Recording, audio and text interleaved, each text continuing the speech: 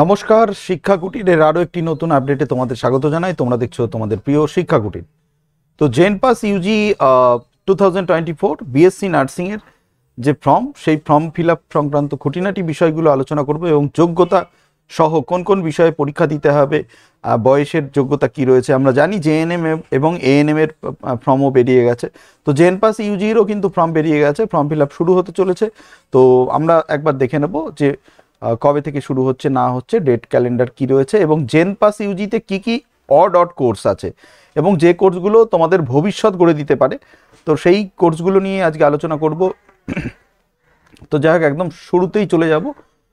প্রথমে একদম joint entrance বোর্ডের যে অফিসিয়াল ওয়েবসাইট আছে সেখানে চলে এলাম। এক্সামিনেশনে গিয়ে প্রথমেই রয়েছে জেন পাস ইউজি। তো ইউজিতে চাপ দিলে পরে দেখো কোন কোন কোর্সগুলো রয়েছে এখানে, সেটা আগে জেনে নেওয়া দরকার। যে বিএসসি নার্সিং রয়েছে, প্রথমে BSc nursing, BPT bachelor of physiotherapy, এটা খুব ডিমান্ডিং কোর্স, ঠিক আছে। যে নার্সিংয়ের থেকেও কিন্তু বিপিটিটা খুবই ডিমান্ডিং কোর্স, ঠিক আছে। তারপর হচ্ছে bachelor of medical laboratory technologist, এগুলো এখন বর্তমানে প্রচণ্ড পরিমাণে ডিমান্ডেবল সাবজেক্ট। বিএসসি সিসিটি অর্থাৎ ক্রিটিক্যাল কেয়ার টেকনোলজি, এটাও খুবই ইম্পর্টেন্ট এখন বর্তমানে যা সিচুয়েশন যাচ্ছে। তারপরে হচ্ছে BSc in operation theatre technology বা ওটিটি। তারপর হচ্ছে BSc in PT perfusion technology. তারপর হচ্ছে বিএসসি পিএ ফিজিশিয়ান অ্যাসিস্ট্যান্ট। তারপর হচ্ছে বিএসসি এমএমবি মেডিকেল মাইক্রোবায়োলজি। তারপর হচ্ছে BVSO bachelor of vision science and optometry. তারপরে রয়েছে BHA bachelor of hospital administration. তারপর হচ্ছে বিওটি, তো ব্যাচেলার অফ হসপিটাল অ্যাডমিনিস্ট্রেশনের থেকেও কিন্তু গুরুত্বপূর্ণ আমি বলবো যে এই বিপিটিটা বা অপটিক্যালের যেটা রয়েছে, যে ব্যাচেলার অফ অকুপেশনাল থেরাপি, তো এই অকুপেশনাল থেরাপিটাও কিন্তু খুবই গুরুত্বপূর্ণ। এবং তার পাশে রয়েছে বিএসসি ইন আরআইটি, যে রেডিওলজি অ্যান্ড ইমেজিং টেকনিক রয়েছে। তারপর হচ্ছে BSc in CIC bachelor of central sterilization and infection control. তারপরে হচ্ছে ব্যাচেলার অফ রেসিপ্রোটরি থেরাপি। তো এই যে কোর্সগুলো রয়েছে, এই কোর্সগুলো কিন্তু খুবই ডিমান্ডেবল, ঠিক আছে, খুবই ডিমান্ডেবল, মানে প্রচণ্ড পরিমাণে ডিমান্ডেবল, ঠিক আছে, প্রচণ্ড পরিমাণে ডিমান্ডেবল কিন্তু একটা বিষয়। এই যে এখানে যে কটা সাবজেক্টের কথা আমি বললাম, তো এখানে কিন্তু এক কথায় মানে খুবই জব ওরিয়েন্টেড কোর্স, এগুলো বসে থাকার কোনো রকম গল্পই নেই এবং খুবই ডিমান্ডেবল। বিশেষ করে বিপিটি রয়েছে, তারপর হচ্ছে অকুপেশনাল থেরাপিস্ট যেটা রয়েছে, এই সমস্ত রেয়ার এখন বর্তমানে যা সময়কাল চলছে তাতে এদের বাজারগুলো আরও বেশি হবে। তো যাই হোক, আমি এবার ডেটগুলো দেখে দাও, ডেট ক্যালেন্ডার যেগুলো রয়েছে সেগুলো একবার দেখে দিই। তো এখানে রয়েছে যে টাইম টেবিল কি রয়েছে তা সেগুলো আমরা একটু দেখে নিই। যে 22 তারিখ থেকে কিন্তু ফর্ম ফিল আপ শুরু হয়ে গেছে, অর্থাৎ আজকে থেকে ফর্ম ফিল আপ চলছে, 22শে এপ্রিল পর্যন্ত কিন্তু ফর্ম ফিল আপ চলবে, 22শে এপ্রিল পর্যন্ত ফর্ম ফিল আপ চলবে। তারপরে রয়েছে কারেকশান উইন্ডো হচ্ছে 24শে এপ্রিল থেকে 26শে এপ্রিল, অ্যাডমিট কার্ড 20 থেকে 30 তারিখ এবং পরীক্ষা কিন্তু 30 তারিখে কন্ডাক্ট হবে, পরীক্ষা কিন্তু 30 তারিখে হবে। পেপার 1 হবে 11টা থেকে 12টা 30 অর্থাৎ 1.5 ঘন্টা এবং 2টো থেকে 3:30 পেপার 2 হবে এবং পাবলিকেশন অফ রেজাল্ট সেটা পরবর্তীতে জানিয়ে দেওয়া হবে।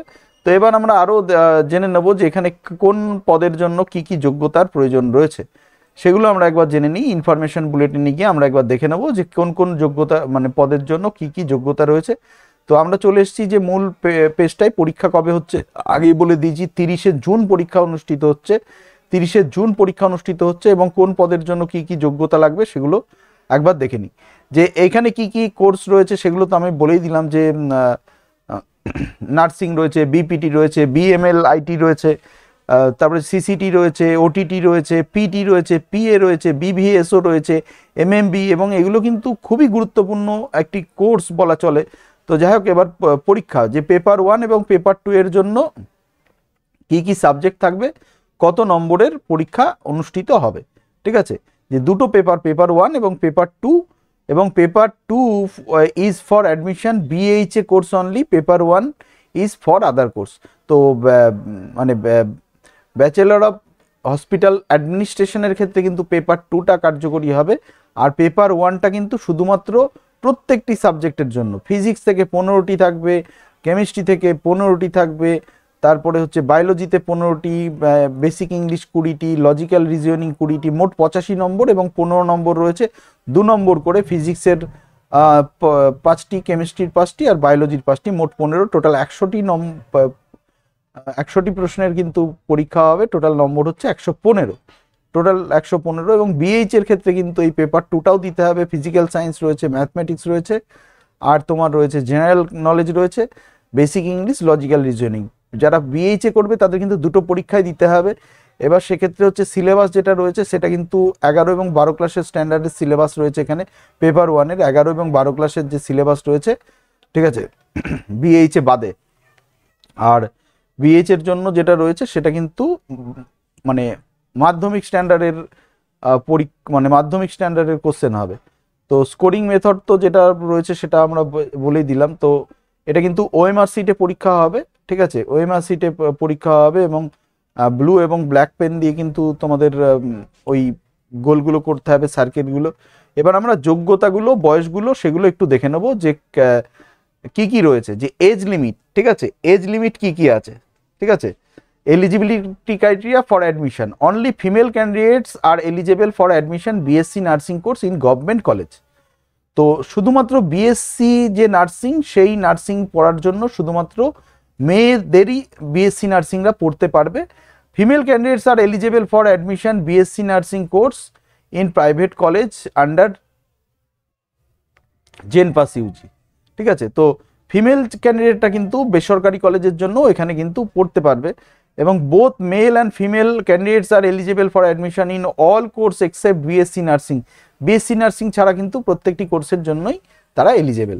এবং আপার এজ লিমিট যেটা করা হয়েছে, যে নার্সিংয়ের ক্ষেত্রে কোনো রকম লিমিট নেই, কিন্তু বিভিএসওর ক্ষেত্রে তোমার লিমিট হচ্ছে 35, বিপিটি এবং বিওটির ক্ষেত্রেও কোনো রকম লিমিট নেই অকুপেশনাল থেরাপি এবং ফিজিওথেরাপির জন্য।